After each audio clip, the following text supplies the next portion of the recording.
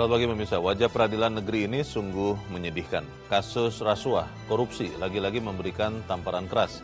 Kali ini melibatkan Ketua Pengadilan Negeri Kota Depok, Jawa Barat, Iwayan Eka Mariarta, dan Wakil Ketua Pengadilan Negeri Depok, Bambang Setiawan. Keduanya tertangkap tangan KPK bertransaksi suap pengurusan perkara sengketa lahan. Pemirsa, inilah editorial Media Indonesia edisi hari ini, Senin 9 Februari 2026, dengan tema Gaji Naik, Moral Menukik. Bersama saya, Leonard Samosir. Anda semua juga bisa ikut menyatakan pendapat Anda nanti dengan menelepon nomor 021-583-9900. Dan pemirsa, pagi ini telah hadir bersama saya, anggota Dewan Redaksi Media Group, Abdul Kohar. Mas Kohar, selamat pagi. Selamat pagi, Bung. Sehat-sehat, Mas? Sehat, alhamdulillah. Gajinya tinggi apa tidak nih?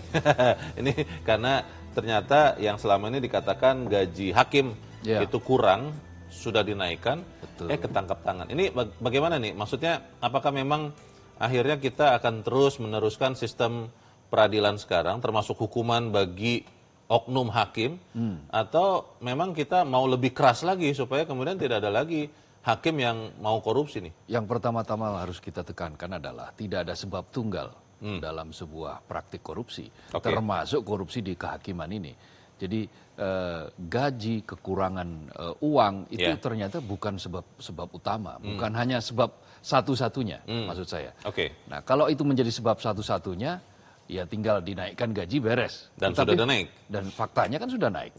2026 ini seorang ketua pengadilan negeri kelas 1A seperti kayak Depok itu gajinya udah 79 juta rupiah loh, penghasilannya ya. Penghasilan take home pay-nya itu sudah 79 juta rupiah. 79. Wakilnya ya kira-kira sekitar 70-an juta rupiah.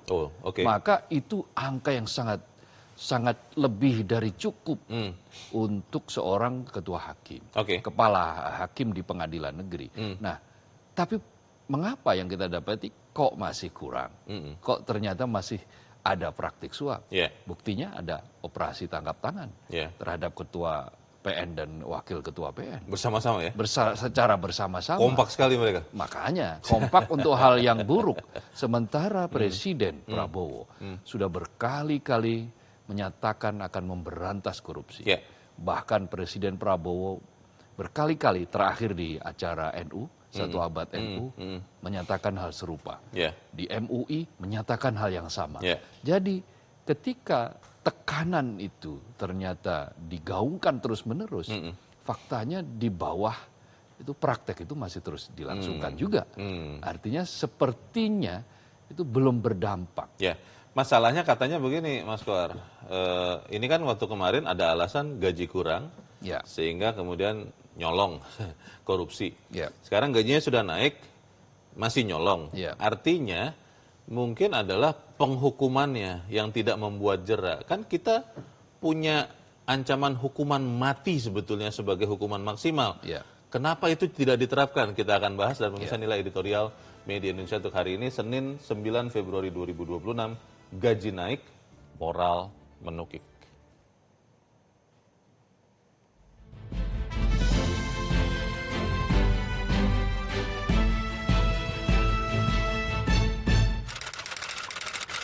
Gaji naik, moral menukik.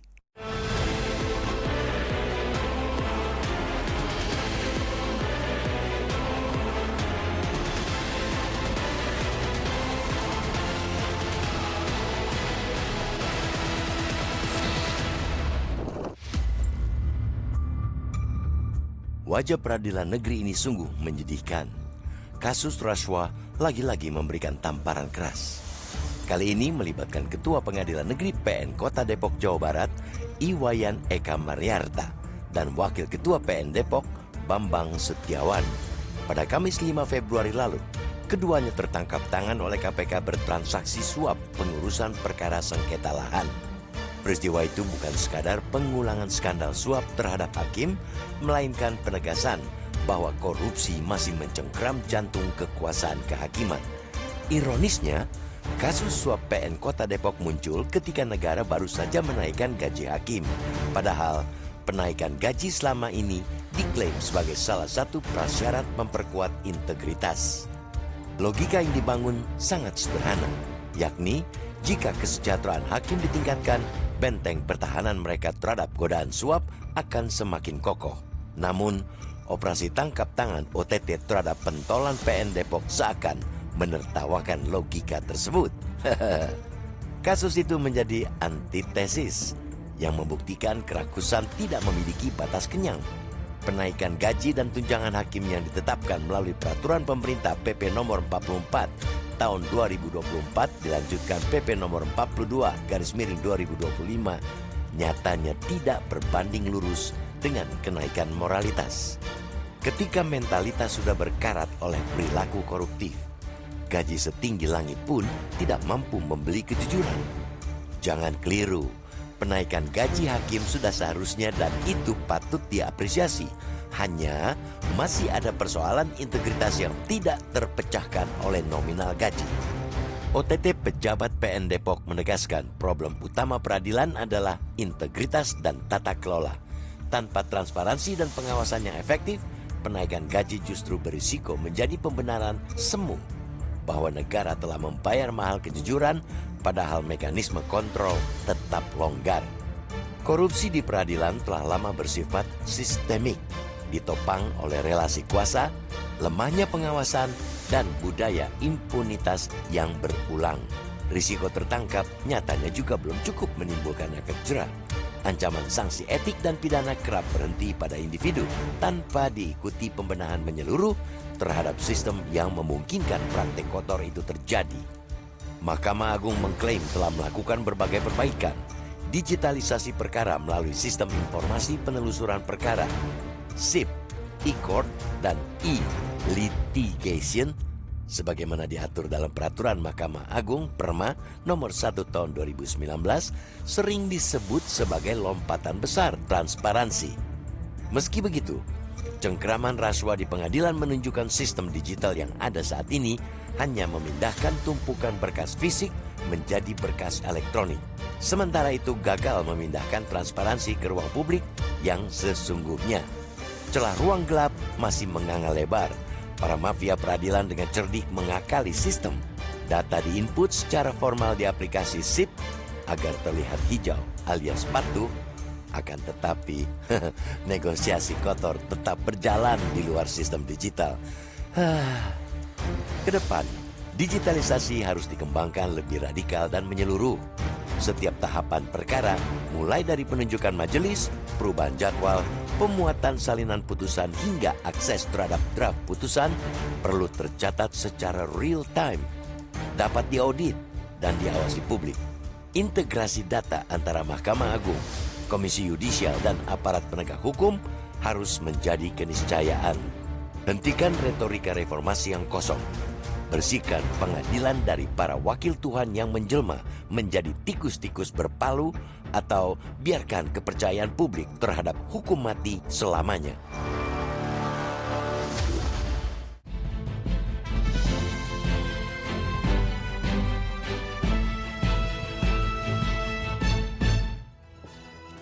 Di bagian berikut Anda bisa menyatakan pendapat Anda terkait editorial pagi ini. Pemirsa, untuk saat ini tetaplah bersama kami.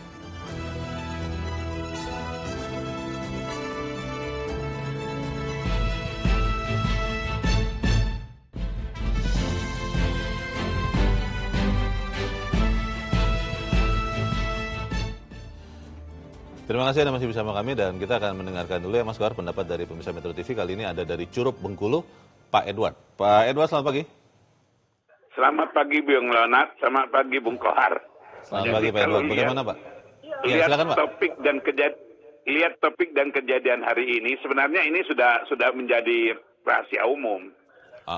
Manusia-manusia itu tidak akan pernah puas kecuali mereka punya pendidikan akhlak yang baik. Jadi walaupun gaji itu keserakahan, itu nafsunya terlalu tinggi. Nah ini perlu pendidikan akhlak, itu mulai dari dasar maksud saya. Nanti terakhir, ujian terakhirnya waktu rekrutmen, pilihlah orang-orang yang dalam ilmu jiwa bisa dilihat bahwa mereka ini punya integritas, punya kejujuran, punya akhlak yang baik. Ini enggak. Sudah rahasia umum bahwa untuk memasuki suatu institusi itu harus pakai duit. Jadi bagaimana mereka mau baik? Kepala pengadilan negeri itu gajinya kalau untuk hidup mewah ukuran Indonesia sudah bisa. Tetapi karena keserakahan mereka masih mau lebih. Inilah kejadian yang terjadi. Ini bukan di pengadilan. Ini pengadilan ini kalau kita lihat orang-orang kalau disebut adalah perwakilan Tuhan.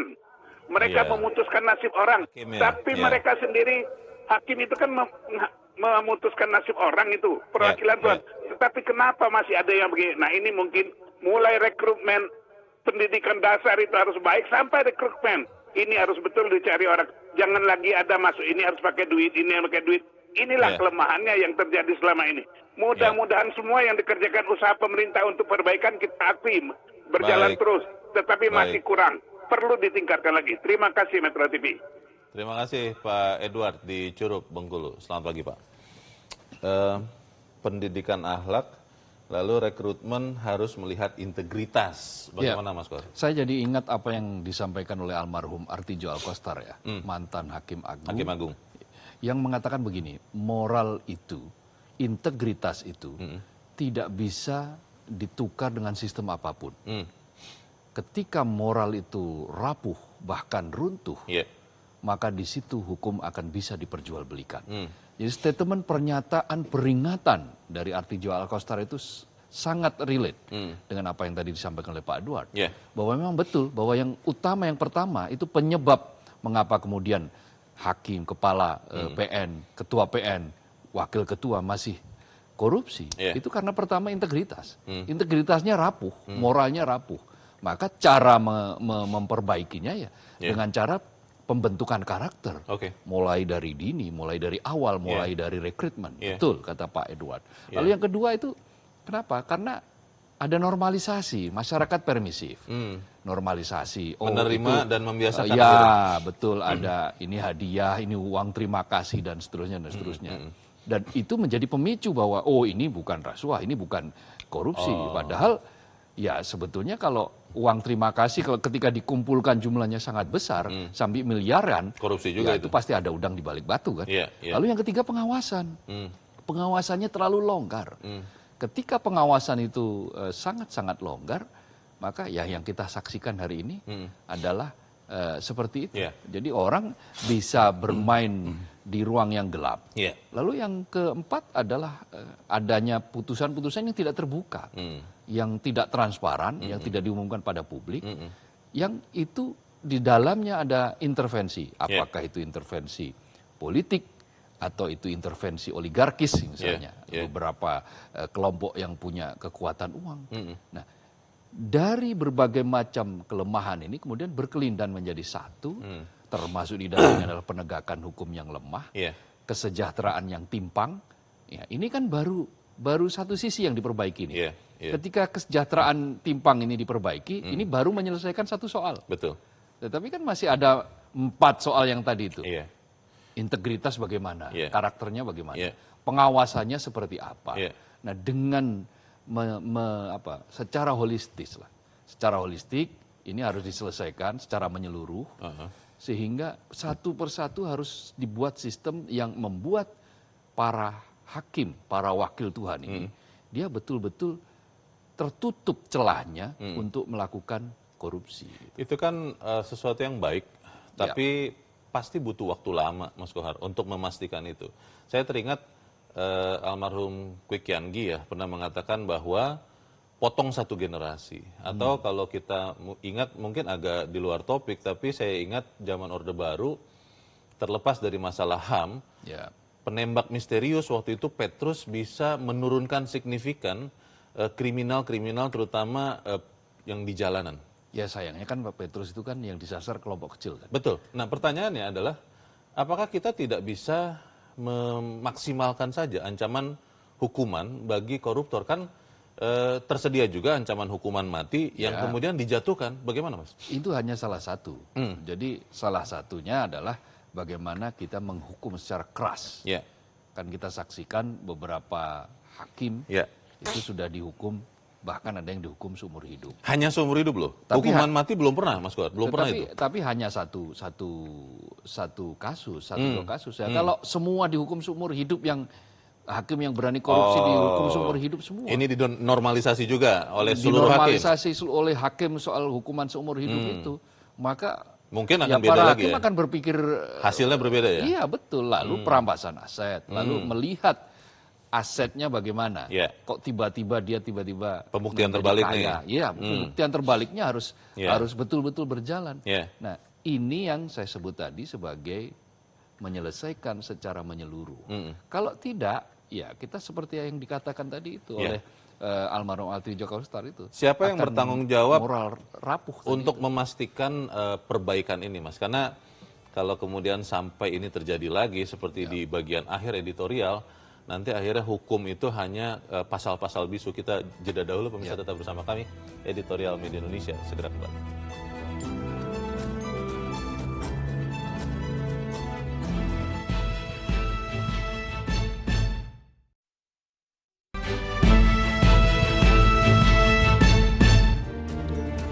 Terima kasih Anda masih bersama kami dan kita ada di bagian akhir diskusi kita pagi ini. Mas Kohar, ini kali kesekian ya, saya tidak mau lagi menghitung berapa kali kita membicarakan kasus korupsi di meja editorial ini. Tapi pertanyaannya, setelah apa yang terjadi, kita masih punya pengharapan tidak bahwa oknum-oknum lancung itu masih bisa ditertibkan? Gini, sistem kita ini masih rapuh. Sistem kita itu masih banyak celah. Nah, ketika celah ini kemudian ditutup, maka kita punya harapan untuk menjadi lebih baik. Coba lihat aja ya, dalam 1-2 tahun terakhir ini ketika Presiden menginstruksikan banyak hal yang terkait dengan penutupan celah, maka kan ada penurunan tuh, penurunan aksi korupsi di beberapa titik, kebocoran di beberapa titik. Ketika pajak, bea cukai mulai kemudian diawasi secara ketat, maka kita melihat hasilnya kelihatan. Kan? Tambang juga ya. Tambang juga mulai hasilnya penebangan kelihatan. Hutan sembarangan juga. Nah, persoalannya kita ini tidak konsisten. Sering kali tidak konsisten untuk tabah, untuk tahan sampai pada waktu yang betul-betul terus-menerus gitu. Persisten ya? Persisten. Nah, persistensi kita ini sering kali goyah. Hanya seperti kayak pemadam kebakaran di awal, lalu kemudian ketika apinya sudah padam, lupa. Pelan-pelan merembet lagi, lengah lagi, kebakaran lagi. Terus-menerus seperti itu, seperti lingkaran setan. Nah, karena itu caranya ini harus persisten. Satu, memperbaiki integritasnya dulu lah. Pembentukan karakter ini menjadi sangat-sangat penting di segala lini. Dari mulai sekolah dasar, sampai kemudian perguruan tinggi, sampai di kalangan pejabat. Ini pembentukan karakter ini menjadi sesuatu yang sangat-sangat urgent, sangat-sangat penting, yang tidak sekadar simbolis. Selama ini kan misalnya pembentukan karakter, kemudian kampanye ini, kampanye itu, kan masih pada simbolisme dan administratif saja. Nah, ketika semuanya itu serba simbolik dan administratif, ini tidak akan lama, tidak akan tahan lama, tidak akan persisten tadi seperti yang Bung Leo sampaikan. Penjeraan dengan memaksimalkan ancaman hukuman pada kasus PN Depok ini bagaimana? Bisa tidak, Mas? Bisa. Penjeraan bisa dilakukan, tetapi harus betul-betul sama. Cara berpikir para hakim ini harus sama. Bahwa ini adalah noda yang harus segera dibersihkan. Ini adalah celah yang harus segera dibereskan. Kalau tidak sama dalam pemikirannya, ya kita akan selalu menghadapi situasi seperti itu dan kita akan selalu membicarakan di meja ini dengan tema yang sama bertahun-tahun. Kita harap apa yang kita bicarakan ini menyumbangkan juga bagi usaha untuk menaikkan moral supaya kemudian lembaga peradilan masih bisa kita percaya. Mas Abdul Kohar, terima kasih sudah hadir di tempat ini. Selamat pagi, Mas. Selamat pagi. Bisa celah ruang gelap masih menganga lebar. Para mafia peradilan dengan cerdik mengakali sistem. Data diinput formal di aplikasi SIPP agar terlihat hijau alias patuh, tapi negosiasi kotor tetap berjalan di luar sistem. Hentikan retorika reformasi kosong. Bersihkan pengadilan dari wakil Tuhan yang menjelma menjadi tikus-tikus berpalu, atau biarkan kepercayaan publik terhadap hukum mati selamanya. Saya Leonard Samudji, terima kasih Anda sudah menyimak editorial Media Indonesia itu pagi ini. Terus jaga kesehatan Anda, terus jaga nurani Anda. Selamat pagi, sampai jumpa.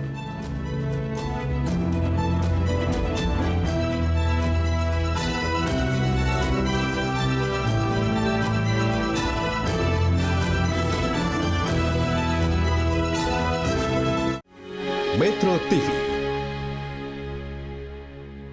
Jelajahi cara baru mendapatkan informasi. Download Metro TV Extend sekarang.